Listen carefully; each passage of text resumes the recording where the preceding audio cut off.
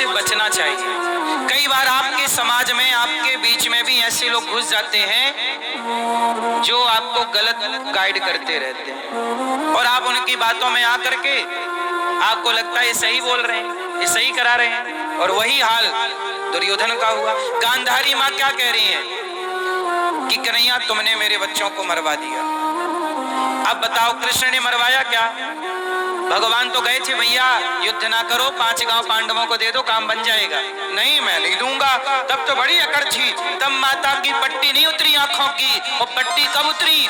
दुर्योधन कल आ जाना सारे कपड़े उतार के, कल आना, कल मैं तुझे निर्वस्त्र देखूंगी, कल आना। दुर्योधन चला डिंग डोंग होके, माँ ने बुलाया है। माँ भगवान बोले, भगवान पकड़ गए, भगवान ने पकड़ लिया। कहां जा रहा है दुर्योधन? अब दुर्योधन छिप गया पेड़ के पीछे, क्योंकि नंग धड़ंग था ना, पेड़ के पीछे जाके छिप गया। भगवान बोले काहे छिप रहे हो? और ये बताओ कि आज तुमने कपड़े नहीं पहने, क्या कपड़े नहीं है घर में, क्या सूखे नहीं? अरे बोले कपड़े वपड़े सब कुछ हैं। वो माँ ने कहा है कि आज थोड़ा कपड़े उतार के आना। क्यों? देखेगी माँ, आज आंखों की पट्टी हटाएगी माँ और अपने बेटे को देखेगी माँ, और माँ की नजर उसके शरीर में जहां जहां पड़ेगी उसका शरीर उसके गांधारी के तप के बल से वज्र का हो जाएगा। भगवान समझ गए इसकी माँ इसको अमर करना चाहती है। भगवान ने कहा देखो छोटे थे तब तो नंगे पड़े रहते थे माँ की गोद में, सुसु सब करते थे, तब तो कोई बात नहीं, हर बच्चा अपनी माँ की गोद में सुसु छिच्छी करता रहता। अब तो बड़े हो गए हो, अब नंगे जाओगे अच्छा लगेगा, कुछ तो ढक लो, कमर मर तो ढक लो। तो भगवान ने केले के पत्ते की टॉवेल बना दी, काश को लपेट लो, लपेटवा दिया और चला दुर्योधन। माँ मैं आ गया। और जब दुर्योधन आया तो माँ ने कहा कोई कपड़ा तो नहीं है? नहीं कपड़ा तो नहीं है, क्योंकि कपड़े थे नहीं, पत्ते थे।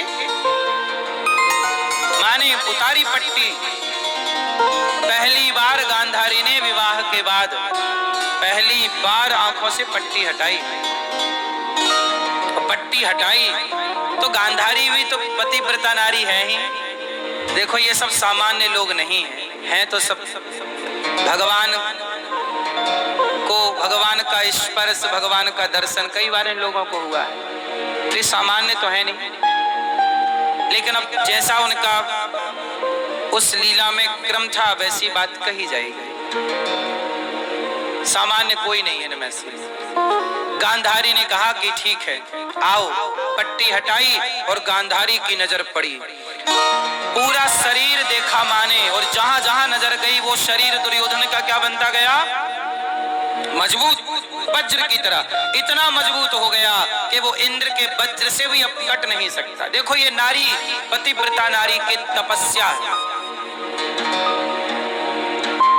लेकिन माँ ने कहा कि ये जांघों को तूने ढक रखा है, तेरी जांघें कमजोर रह गई। क्या हुआ, जांघें क्यों ढकी? अरे माँ वो भगवान कन्हैया बोले कि ढक लो, तुम ढक लो। गांधारी बोली ये कृष्ण है छलिया, इसने मेरे बच्चे को मरवाया है। क्या करते भगवान? गांधारी माँ ये तुम्हारा बेटा भरी सभा में भाभी के कपड़े उतार रहा था, यदि ये वज्र का हो गया, ये अमर हो गया, तो कल ना जाने कितनी नारियों के भरी सभा में ये कपड़े उतारेगा। तब तो तुम्हारी पट्टी नहीं उतरी आंखों से जब द्रौपदी के कपड़े उतारे गए। अब तुम इस व्यक्ति को बचाने के लिए पट्टी हटा के खड़ी हो गई। बाद में गांधारी ने भगवान कृष्ण को शाप दे दिया, जाओ कृष्ण, जैसे मेरे पुत्र पौत्रादि आपस में लड़कर के मरे हैं, तुम्हारा वंश भी आपस में तुम सब लड़कर के समाप्त हो जाओगे। इसलिए भगवान श्री कृष्ण के 56 करोड़ यदुवंशी आपस में लड़के समाप्त हो गए। 56 करोड़। भगवान कृष्ण के सामने कितने लोग मारे गए? उनके परिवारी 56 करोड़ यदुवंशी आपस में। किसके कारण? गांधारी मां के शाप के कारण। गलती किसकी है? सच बताओ, महाभारत में गलती किसकी थी? क्या भगवान कृष्ण की गलती है? लेकिन भगवान को सजा मिली और भगवान ने गांधारी मां के शाप को स्वीकार किया। क्या करते? दुर्योधन महाभारत में मारा गया, जंघा तोड़ दी भीम भैया ने, गदा से तोड़ दी। दुर्योधन बोला कि अब तड़प रहा है दुर्योधन। तभी गुरु द्रोणाचार्य के पुत्र अश्वत्थामा आ गए और अश्वत्थामा ने कहा कि मित्र, आपने मुझे सेनापति बनाया होता तो मैं आपकी मदद जरूर करता। दुर्योधन बोला अब बनाया जाओ। अच्छा एक बात बताओ, दुर्योधन की ये पूरे महाभारत की कथा से आपको क्या मैसेज मिला, क्या सीख मिली? क्या दुर्योधन जैसा आचरण आपको करना चाहिए? बोलो। क्या धृतराष्ट्र जैसे पिता बन के अंधे रहोगे कि बेटा कुछ भी करे क्योंकि आपका बेटा है तो कर बेटा? क्या माँ पट्टी बांध के बैठोगी कि मेरा बेटा है तू कुछ भी कर, जा तू मेरा बेटा है इसलिए तो कुछ भी कर, जा? नहीं, तू मेरा मित्र है इसलिए कुछ भी कर क्योंकि तेरा मित्र पावरफुल है, जा। क्या ये? नहीं। ये सारी कथा आपके लिए, ये सारा क्रम आपके लिए कि जो गलती इतिहास में हुई वो गलती अब आपसे इसलिए इतिहास सुना जाता है कि जो गलतियां हुई वो अब ना हो, अब ना दोहराई जाए, क्योंकि उनका परिणाम समाज पे बुरा पड़ता है। अब गुरु द्रोणाचार्य जी के बेटे की कहानी स्टार्ट हो गई। गुरु द्रोणाचार्य सुना है नाम आपने? गुरु द्रोणाचार्य के पुत्र का नाम है अश्वत्थामा। अच्छा, गुरु द्रोणाचार्य सही है कि गलत है? उत्तर है? कौरवों का साथ देकर के सही किया कि गलत किया है? फिर किसका साथ देते? गुरु द्रोणाचार्य साथ देकर, यहां साथ देकर सही या गलत यहां नहीं है। यहां तो उन्होंने दुर्योधन का नमक खाया था तो उस नमक का ऋण चुकाना था, चुकाया। पर गुरु द्रोणाचार्य से एक गलती पहले हो चुकी है। क्या गलती हुई है जानते हैं? गुरु द्रोणाचार्य ने एक बच्चे को, जब वो अर्जुन को शिक्षा दे रहे थे तो दूर खड़े एकलव्य ने भी शिक्षा ग्रहण कर ली। और जब ये बात गुरु द्रोणाचार्य को पता चली कि इसने तो धनुर्विद्या सीख ली और मेरे अर्जुन से भी ज्यादा बड़ा धनुर्धर बन गया, क्योंकि कुत्ता भौंक रहा था तो कुत्ते के मुंह पे बाण मार दिए एकलव्य ने, उसके खरोंच नहीं आई और वो चुपचाप चला गया। ये दृश्य जब देखा गुरु द्रोणाचार्य ने, समझ गए कि ये सामान्य धनुर्धर नहीं। एकलव्य चरणों में गिरे, कहा तेरे गुरु कौन है? एकलव्य ने कहा गुरुजी आप मेरे गुरु हैं। आपने मुझे डायरेक्ट तो ज्ञान दिया नहीं, पर मैंने दूर खड़े होके आपके ज्ञान को ग्रहण किया और दूर से आपकी विद्या सीख ली। सोचो कितना मेधावी छात्र था कि दूर से सीख लिया। बोलो हाँ। लेकिन गुरु द्रोणाचार्य ने क्या किया? कहा कि चल एक काम कर, तू अपना अंगूठा दे दे। अब मुझे एक बात बताइए कि क्या ये गुरु का धर्म है कि वो अपने शिष्य से अंगूठा इसलिए मांग ले कि तू मेरे सिखाए अर्जुन शिष्य से आगे ना निकल जाए? बोलो, क्या ये गुरु द्रोणाचार्य का धर्म था कि अपने शिष्य से अंगूठा मांग के उसको अपाहिज कर देना? गलत था ना? गुरु का धर्म ये नहीं।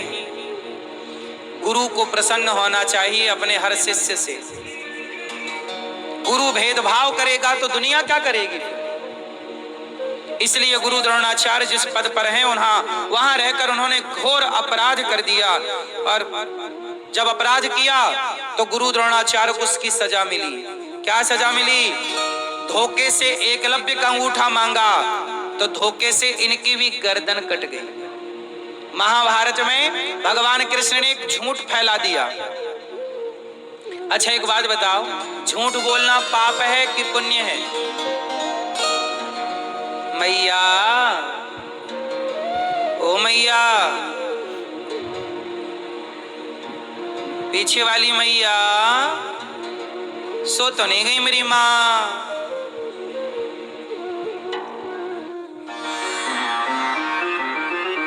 झूठ बोलना पाप है कि पुण्य है? पाप है ना? अच्छा एक बात बताओ, यदि झूठ बोलना पाप है तो भगवान श्री कृष्ण ने क्यों कहा कि धर्मराज युधिष्ठिर कह दो कि अश्वत्थामा मारा गया? महाभारत में एक झूठ फैलाया गया ना कि अश्वत्थामा जबकि अश्वत्थामा नहीं मारा गया था। तो बताओ, भगवान कृष्ण कह रहे हैं कि कह दो कि मारा गया। अब ये बताओ, झूठ बोलना पाप है तो कृष्ण क्यों कह रहे हैं कि कह दो कि मारा गया? चलो अब उत्तर आप दो, बैठे बैठे।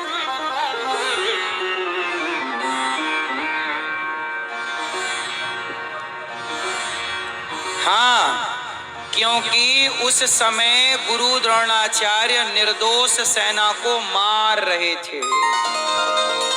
उस समय गुरु द्रोणाचार्य निर्दोष सेना को, खड़ी सेना को मार रहे थे। सेना कैसे युद्ध करती है? आधी सेना युद्ध करती है, आधी रेस्ट करती है। और जब आधी थक जाती है तो वो जाके रेस्ट करने लगती है, और जो खड़ी थी अब वो युद्ध करे। दो भागों में युद्ध। बात समझ में आई? आधी सेना रेस्ट करेगी, आधी युद्ध करेगी। और युद्ध करने वाली थक जाएगी तो रेस्ट करने लग जाएगी, और रेस्ट वाली जाके, ऐसे युद्ध होते थे, आज भी ऐसे ही होता। सारे लोग एक साथ थोड़ी लड़ सकते हैं, क्रम बाई क्रम। तो जो खड़ी सेना थी, जो रेस्ट कर रहे थे, रेस्ट वाले शिविरों में गुरु द्रोणाचार्य अंधाधुंध फायरिंग कर रहे थे, अर्थात बाण चला रहे थे। भगवान बोले कि ये तो मार डालेंगे सब सेना को। भगवान बोले कि ये तो हजारों सेना मार डालेंगे।